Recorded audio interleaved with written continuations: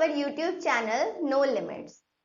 Previous class में हमने class 12 chemistry का चैप्टर 1 सॉलिड स्टेट स्टार्ट किया था, जिसमें हमने क्लासिफिकेशन ऑफ सॉलिड्स के बारे में देखा था, क्रिस्टल लैटिस क्या होते हैं वो देखा था, यूनिट सेल के बारे में पढ़ा था। तो चलिए आज हम आगे प्रोसीड करते हैं। तो हमारा चैप्टर चल रहा है सॉलिड स्टेट। लास्ट डे हमने यूनिट सेल के बारे में देखा था कि यूनिट सेल क्या होता है। जो स्मॉलेस्ट बिल्डिंग ब्लॉक है उसको हम यूनिट सेल बोल सकते हैं, किसी भी क्रिस्टल लैटिस का स्मॉलेस्ट बिल्डिंग ब्लॉक। तो आज हम टाइप्स ऑफ यूनिट सेल के बारे में देखते हैं कि हमारे पास कितने टाइप ऑफ यूनिट सेल होते हैं। Types of unit cell. Generally unit cell को दो कैटेगरी में कैटेगराइज किया जाता है, that is primitive unit cell, primitive unit cell, and second one is non-primitive unit cell. Non-primitive unit cell, इसको centred unit cell भी बोला जाता है। ओके, सो अगर हम प्रिमिटिव यूनिट सेल की बात करें तो प्रिमिटिव यूनिट सेल के अंडर जो यूनिट सेल आता है that one is simple cubic cell. Simple cubic cell जिसको हम SCC बोलते हैं, SCC। And in non primitive unit cell इसको फर्दर 3 कैटेगरी में कैटेगराइज किया जाता है। First one is face centred unit cell, face centred unit cell, that is FCC। Second one is body centered unit cell, body centered unit cell,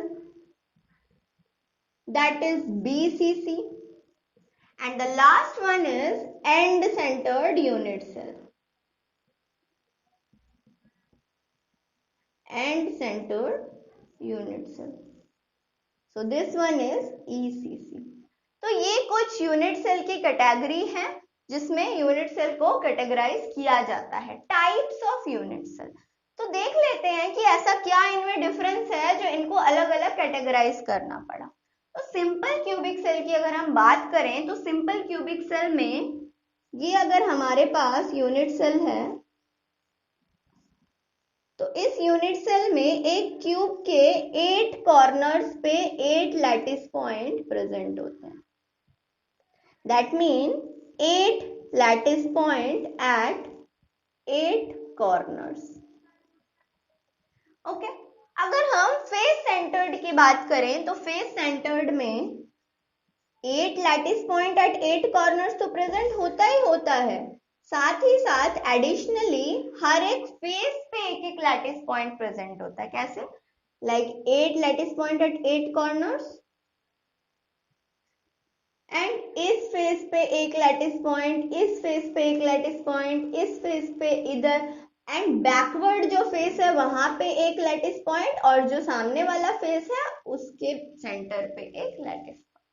तो this one is face centred unit cell. तो यहाँ पे कहाँ कहाँ आपके lattice point present है?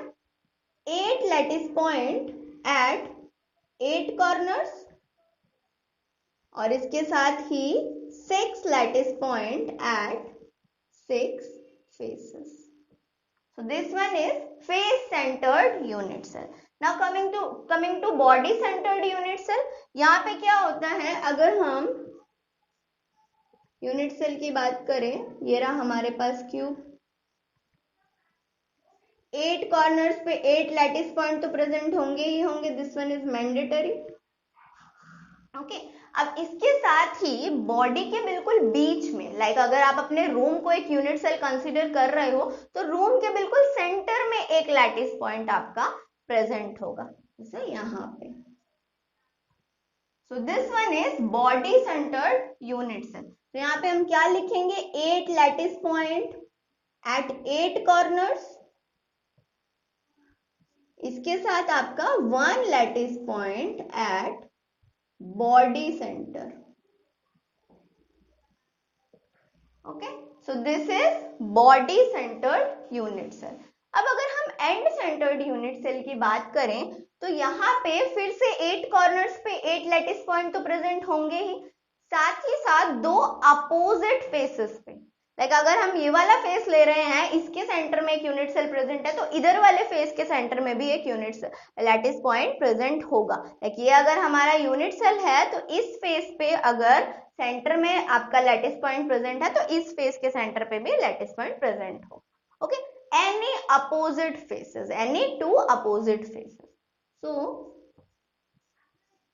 this one is unit cell, 8 lattice point at 8 corners, और इसके साथ साथ कोई भी 2 अपोजिट फेसेस पे एक एक लैटिस पॉइंट। तो यहां आपका हो जाएगा 8 लैटिस पॉइंट एट 8 कॉर्नर्स, और इसके साथ ही 2 lattice point at any two opposite faces. So this is end centered unit cell. तो इस तरीके से यूनिट सेल को कैटेगराइज किया गया है। This is the types of unit cell. So फटाफट एक स्क्रीनशॉट ले लो। Okay, done. Okay, last day हमने यूनिट सेल के बारे में, हमने उसके कुछ एजेस की लेंथ के बारे में मैंने आपको बताया था, that is A B C and alpha beta gamma, 3 axial angle के बारे में बताया था। एक बार मैं रिवाइंड करवा देती हूँ। जैसे ये अगर हमारे पास एक यूनिट सेल है, ये एज लेंथ अगर ए है, this one is B and this one is C, तो यहाँ जो एक्सियल एंगल बनेगा this is gamma, this one is alpha and this is beta. तो मैंने आप लोगों को बोला था कि ये जो एज लेंथ्स हैं ए बी सी और ये जो एक्सियल एंगल है अल्फा बीटा गामा, इनको हम ऑल्टर करा के हमें different types of unit cell मिलते हैं। ओके, टाइप्स, जैसे मैंने एग्जांपल दिया था, अगर ए बी सी तीनों सेम होंगे तो हमें क्यूब मिलेगा। ओके, अगर हम इनको ऑल्टर कराएंगे तो हमें different types of unit cell मिलते हैं। तो इसी के लिए हम एक यहाँ पे चार्ट स्टडी करेंगे जो बिल्कुल भी डिफिकल्ट नहीं है, बहुत इजी है, बस ध्यान से देखना आप लोग। ओके, सो यहाँ पे मैं लिख रही हूँ types of unit cell.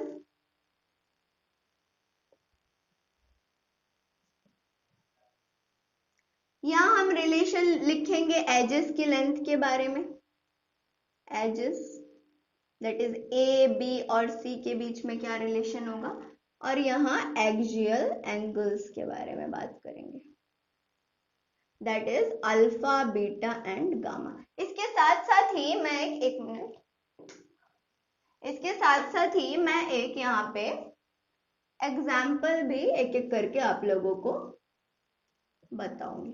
Okay, so types of unit cell में देखिए सबसे पहले आपका आता है क्यूबिक। ओके, पहले हम एक बार नाम सारे एक साथ लिख लेते हैं। Okay, cubic, tetragonal,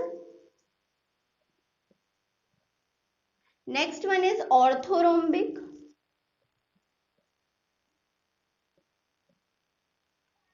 then hexagonal,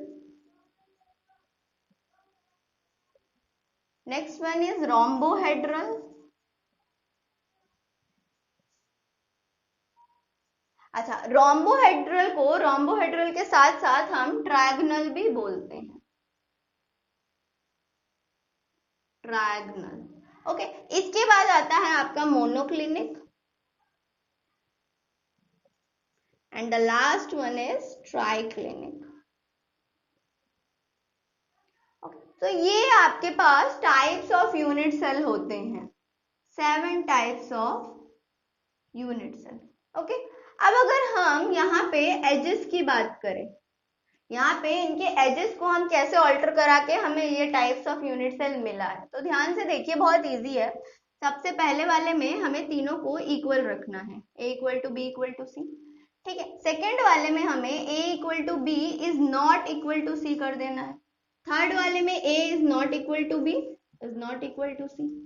okay, next one हमें रिवर्स चलना है, that is a equal to b is not equal to c, and this one is a equal to b equal to c, and ये जो आपके last two हैं ये दोनों ही A is not equal to B is not equal to C and A is not equal to B is not equal to C।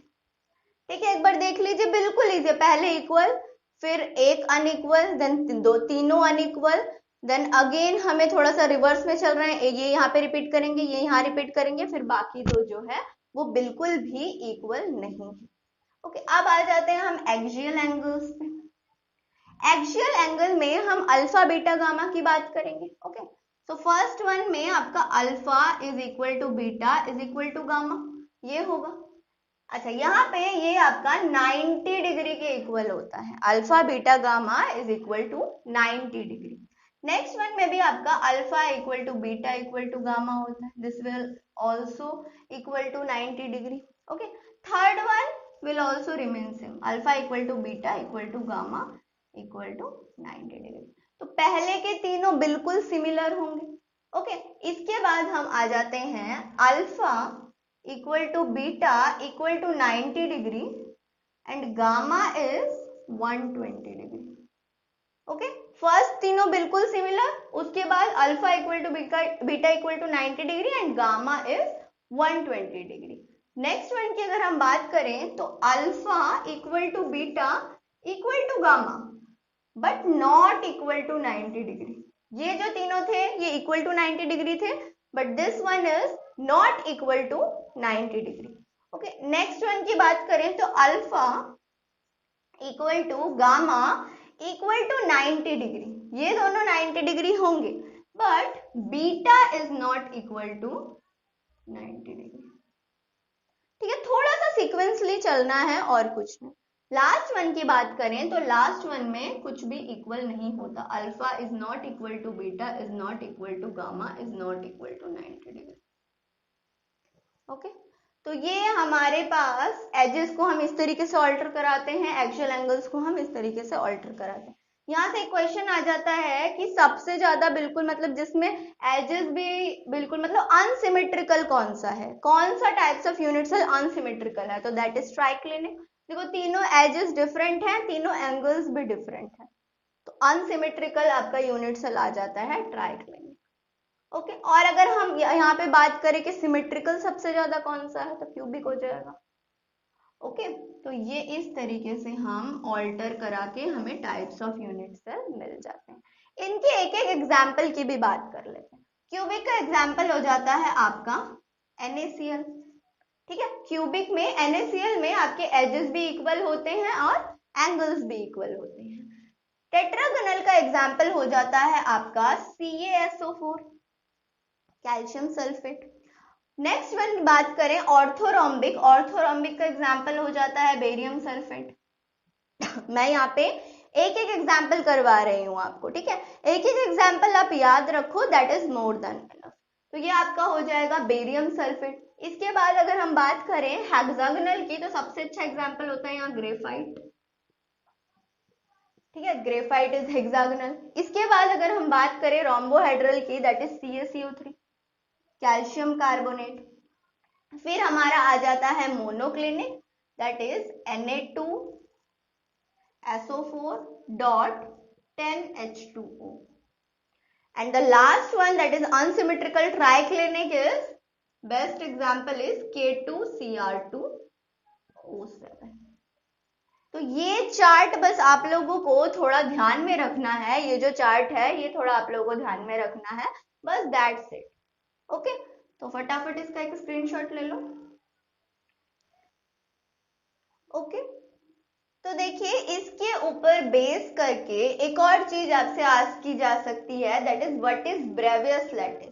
Okay, तो Bravais lattice actual में कुछ भी नहीं है। ब्रेवियस लैटिस की अगर हम बात करें तो ब्रेवियस लैटिस आपका होता है कि ये जो हमने 7 टाइप्स ऑफ यूनिट सेल पढ़े हैं, तो इन 7 टाइप्स ऑफ यूनिट सेल के डिफरेंट अरेंजमेंट, ठीक है, arrangement of unit cell, like cubic के अंदर आपका प्रिमिटिव भी हो सकता है, FCC भी हो सकता है, BCC भी हो सकता है, तो इस तरीके से इन 7 यूनिट सेल्स का डिफरेंट अरेंजमेंट हमें 14 ब्रेवियस लैटिस देता है। ठीक है, this is known as Bravais lattice.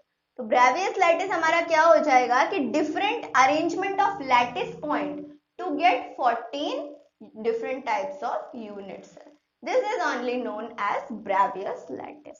Okay, तो ब्रेवियस लैटिस में ऐसा कुछ नहीं है. अब जो हम स्टार्ट करेंगे वो बहुत ही ज्यादा इंपॉर्टेंट है, एग्जाम पॉइंट ऑफ व्यू से तो बहुत ही ज्यादा इंपॉर्टेंट है. तो ध्यान से देखिएगा, that is calculation of number of atoms. So next one is calculation of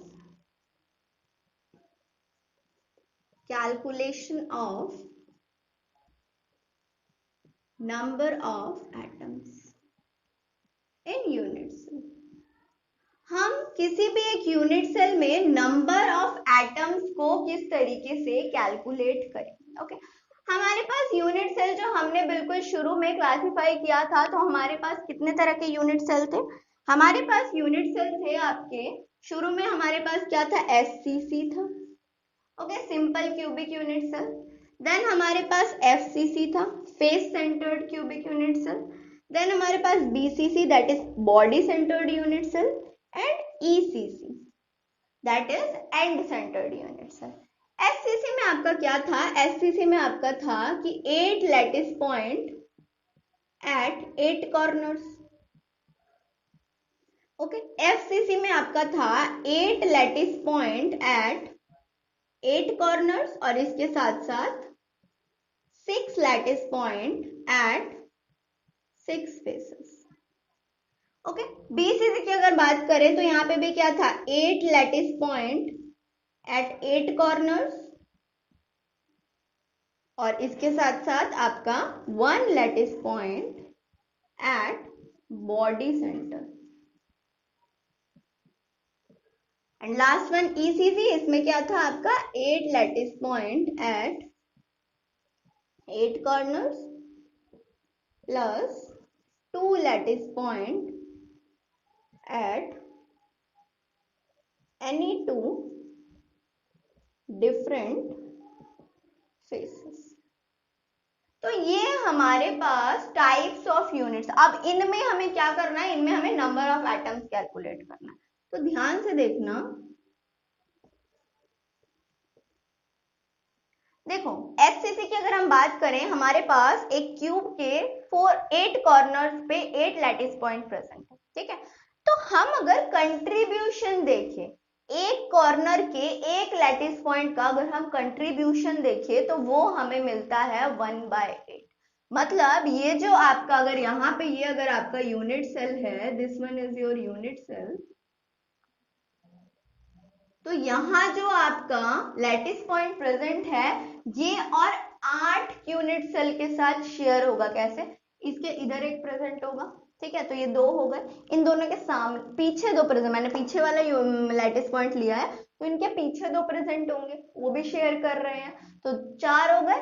इन चारों के ऊपर और 4 होंगे, तो 4 और 4 8 हो गए. तो एक ये लैटिस पॉइंट 8 यूनिट सेल के साथ डिवाइड हो रहा है. तो फिर इस लैटिस पॉइंट का एक सिंगल यूनिट सेल के लिए कंट्रीब्यूशन कितना बनेगा, 1/8. लाइक अगर हम एक एग्जांपल लेते हैं कि अगर आप लोगों के पास एक पिज्जा खा रहे हो आप, ठीक है, तो अगर एक पिज्जा में 8 पीसेस हैं और आप लोग 8 हो, तो एक को कितना मिलेगा, एक को 1/8 मिलेगा. तो बिल्कुल सिमिलर है. ओके, तो ये हमें मिल जाएगा कि 8 जो लैटिस पॉइंट एट 8 कॉर्नर्स हैं, तो एक का कंट्रीब्यूशन अगर 1/8 है, तो अगर हम सारे लैटिस पॉइंट का कंट्रीब्यूशन देखें तो कितना होगा, 1/8 into 8 and that will become 1. तो एससीसी में नंबर ऑफ एटम्स प्रेजेंट होते हैं 1. ओके, नाउ एफसीसी की बात करें. अब देखो एफसीसी में ये 1/8 into 8 तो कॉमन रहेगा, एफसीसी, बीसीसी, ईसीसी तीनों में, क्योंकि कॉर्नर्स में तो ऑलरेडी प्रेजेंट है आपके जो लैटिस पॉइंट्स. ठीक है, तो यहाँ ऑलरेडी वो तो होगा ही. साथ में एडिशनली कुछ ऐड होगा. क्या ऐड होगा साथ में, यहाँ पे 6 लैटिस पॉइंट एट 6 फेसेस है.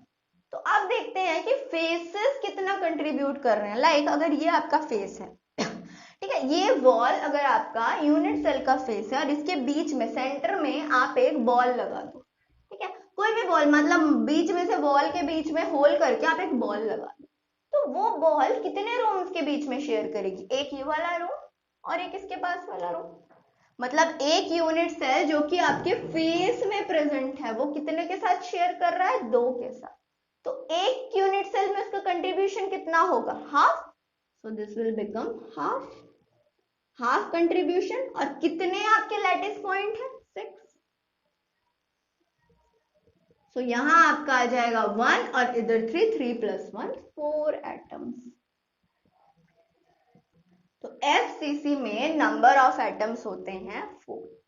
नेक्स्ट अगर हम BCC की बात करें, फिर से BCC में ये 1/8/8 तो आपका सेम ही रहेगा, ठीक है।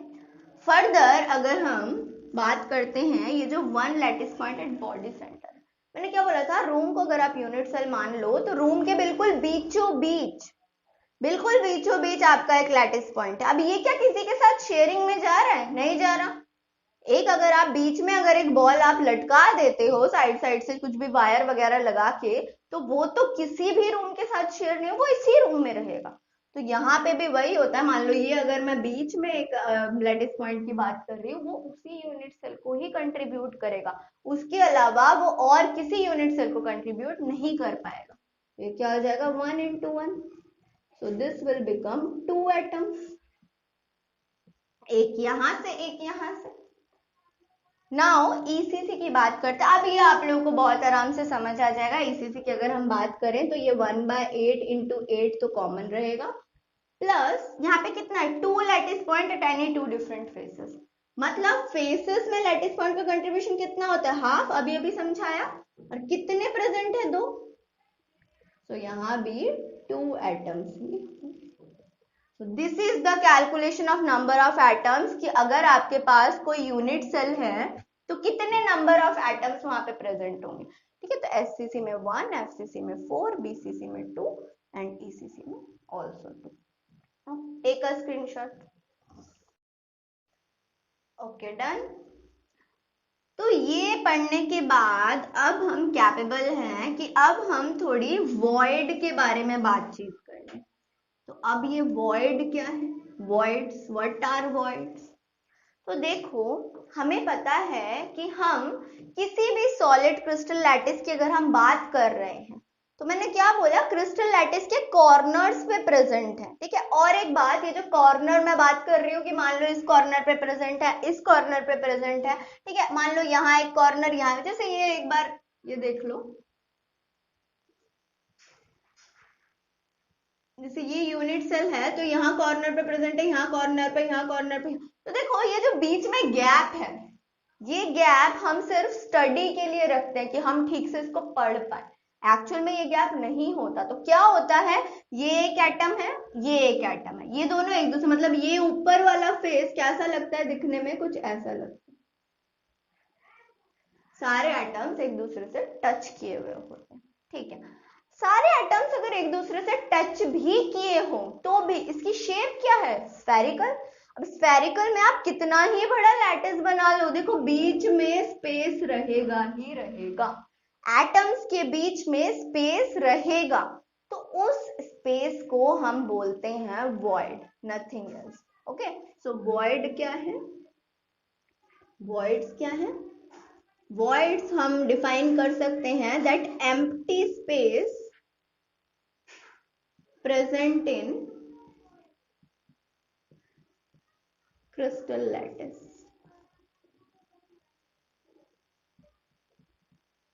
ओके, एक क्रिस्टल लैटिस में जितना भी एम्प्टी स्पेस आपका प्रेजेंट होगा उसको हम बोलते हैं वॉइड। तो यहाँ पे देखो, अभी अभी हमने नंबर ऑफ एटम्स कैलकुलेट करना सीखा है, तो यहाँ से हम नंबर ऑफ वॉइड्स भी कैलकुलेट कर सकते हैं, ठीक है। देखते हैं कैसे। देखो, वॉइड हमारे पास 2 तरह के होते हैं। पहला होता है टेट्राहेड्रल वॉइड,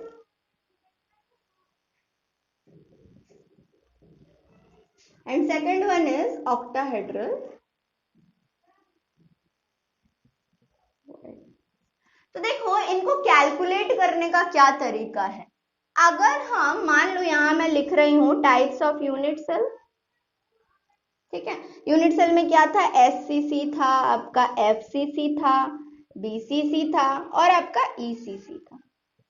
ओके, यहां मैं लिख रही हूं नंबर ऑफ एटम्स।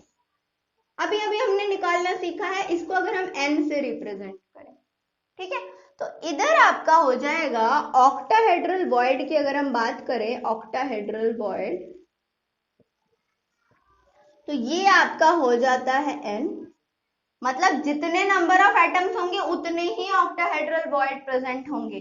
और टेट्राहेड्रल वॉइड की अगर हम बात करें, टेट्राहेड्रल वॉइड, तो ये होता है आपका 2n, मतलब नंबर ऑफ एटम्स का ट्वाइस हो जाएगा टेट्राहेड्रल वॉइड। तो सिंपली हम कैलकुलेट कर सकते हैं, देखो हमें पता है एससीसी में कितने नंबर ऑफ एटम्स होते हैं 1, एफसीसी में कितने होते हैं 4, बीसीसी में कितने होते हैं 2 और ईसीसी में भी 2 होते हैं। तो ऑक्टाहेड्रल वॉइड कितने हो जाएंगे, एससीसी में भी आपके होंगे 1, एफसीसी में 4, बीसीसी में 2, ईसीसी में 2, और टेट्राहेड्रल वॉइड की बात करें तो 2 से मल्टीप्लाई कर दो, तो एससीसी में आपका 2, आपका एफसीसी में 8, बीसीसी में हो जाएगा 4 एंड ईसीसी में भी 4। तो इस तरीके से हम अगर क्वेश्चन में आपसे पूछा हो ऑक्टाहेड्रल या टेट्राहेड्रल वॉइड के बारे में कितने प्रेजेंट हैं, तो इस तरीके से हम नंबर ऑफ वॉइड्स कैलकुलेट कर सकते हैं इन अ क्रिस्टल। अगर हमें यूनिट सेल पता हो, अगर हमें यूनिट सेल पता होगा तो नंबर ऑफ एटम्स हमें अपने आप पता चल जाएगा, तो बहुत इजीली हम ऑक्टाहेड्रल और टेट्राहेड्रल वॉइड को कैलकुलेट कर सकते हैं। ओके, आज की वीडियो को फिर हम यहीं पे ओवर कर रहे हैं। इस चैप्टर में नेक्स्ट वीडियो में हम पैकिंग एफिशिएंसी के बारे में बात करेंगे और भी जितने भी हमारे टॉपिक्स हैं उनके बारे में डिटेल स्टडी करेंगे। तो आज के लिए बस इतना ही। Thanks for watching.